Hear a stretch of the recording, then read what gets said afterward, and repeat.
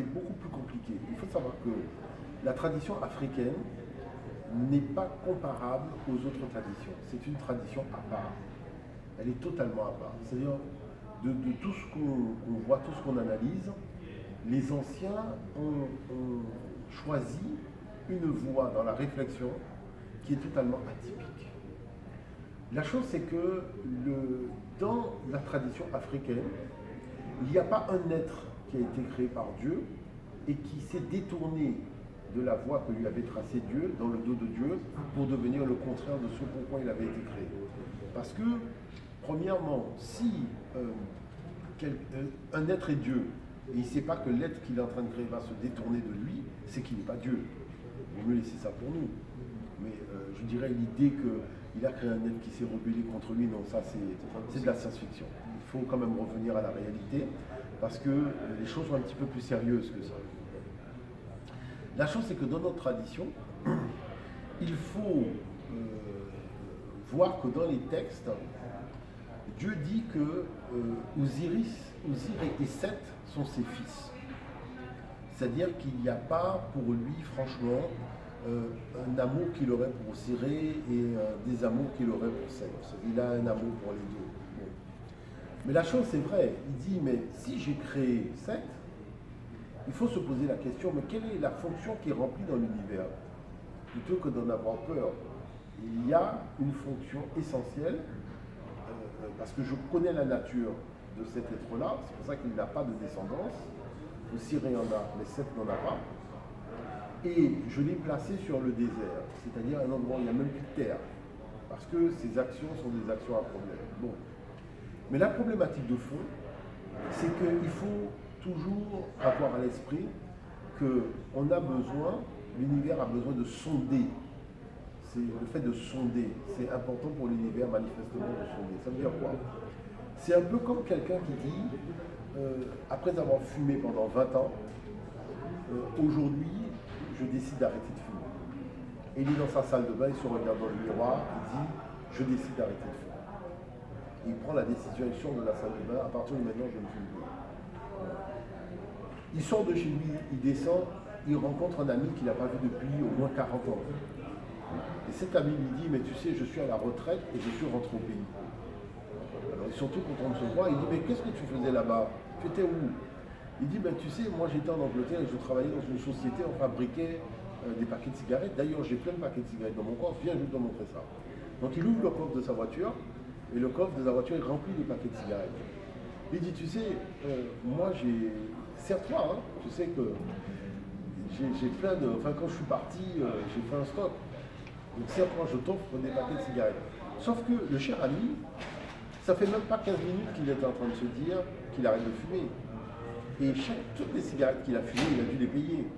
Et c'est au moment où il dit qu'il arrête de fumer, qu'il tombe sur quelqu'un qui non seulement lui offre des cigarettes, mais lui dit tu peux prendre autant de paquets que tu veux. Et bien on te dit là, on va savoir s'il a décidé d'arrêter de fumer. Voilà. Là, c'est-à-dire qu'on va savoir si cet individu a arrêté de fumer. Voilà. Et c'est le rôle de Seth. C'est-à-dire Seth, c'est celui qui permet à tout l'univers de savoir est-ce que cette décision-là, tu l'as vraiment prise? Parce qu'il va te mettre des obstacles pour affirmer ta volonté d'y arriver. Pourquoi? Parce que s'il n'y a pas d'obstacle sur ta route, ta victoire n'est pas belle. Tu vois, ça veut dire, oui, tu es victorieux, mais c'est pas, elle n'est pas belle ta victoire. Mais quand tu sais que tu as dû escalader une montagne, traverser une piscine, traverser une mare, plonger dans de la boue, et tu es arrivé à le bout victorieux, non, là, tu te dis, je suis fier de moi, parce que j'ai montré que je voulais le faire. Eh ben, la chose, c'est qu'on s'aperçoit que cet existe dans toute la création. Quand une graine est dans la terre et qu'elle doit commencer à s'élever pour devenir un grand arbre, il y a beaucoup de force, il y a la gravitation, il y a beaucoup de force en fait, qui joue contre cette élévation-là. Mais parce que la graine ne doute pas qu'elle deviendra un grand arbre, et parce qu'elle connaît la première des lois. La première des lois, c'est la loi de l'élévation. C'est pour ça que dans la création, tout est debout. Quand tu regardes les arbres, quand tu regardes les choses sont debout. Voilà.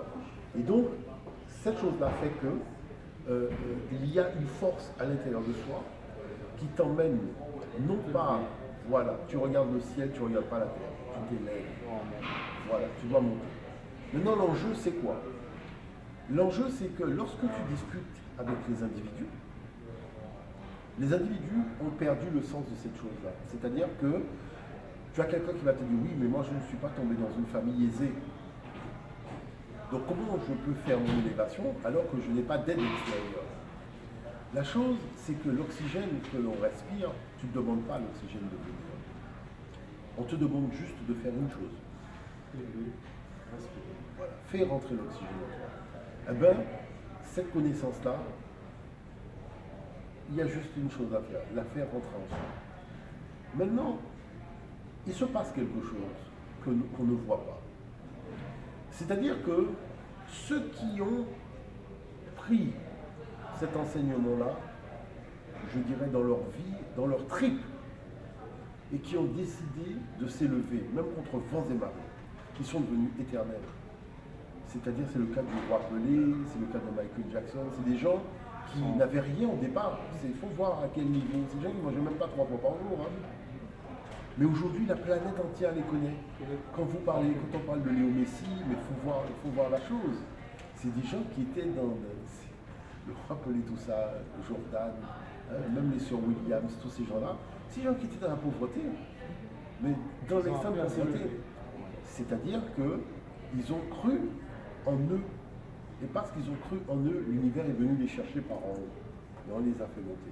Mais quand l'univers vient te chercher parce qu'il a conscience de ton désir d'élévation et que tu n'as pas les moyens, il va t'élever pour être éternel.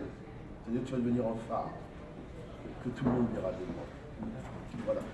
Et donc pourquoi ça c'est important? C'est important parce que le petit jeune qui se met à douter et qui va se dire, bon finalement, je vais faire carrière dans le vol, dans la délinquance, dans toutes sortes de choses un peu, je dirais, de l'ordre du désordre, il manifeste que finalement il a laissé le désordre rentrer en lui. Et quand tu as laissé le désordre rentrer en toi à ce niveau-là, l'univers ne peut plus venir te chercher. C'est pas possible. L'univers ne peut plus venir te chercher parce que tu n'as plus le désir d'établir la connexion avec cette énergie d'élévation. Maintenant, l'univers a été conçu avant l'arrivée de l'homme, selon des lois, selon un certain ordre. Le but, parce que c'est là où se situe le fait d'être africain. Le fait d'être africain, ce n'est pas le fait d'être né en Afrique. Le fait d'être africain, c'est d'avoir un fondement vertical de la pensée, de la présence de l'homme sur Terre.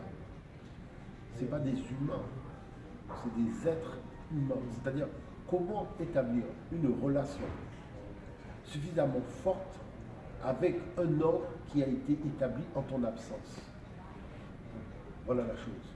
Et comment être garant d'un ordre que tu ne connais pas à ton arrivée et que tu dois apprendre à découvrir. Parce que les Occidentaux disent que l'homme ayant été conçu avec une intelligence, il a la capacité de percer les mystères de la nature et de mettre la nature à son service pour faire du chiffre d'affaires et modifier l'oranger qui porte de l'orange une seule fois et faire l'oranger porter de l'orange 24 fois dans l'année.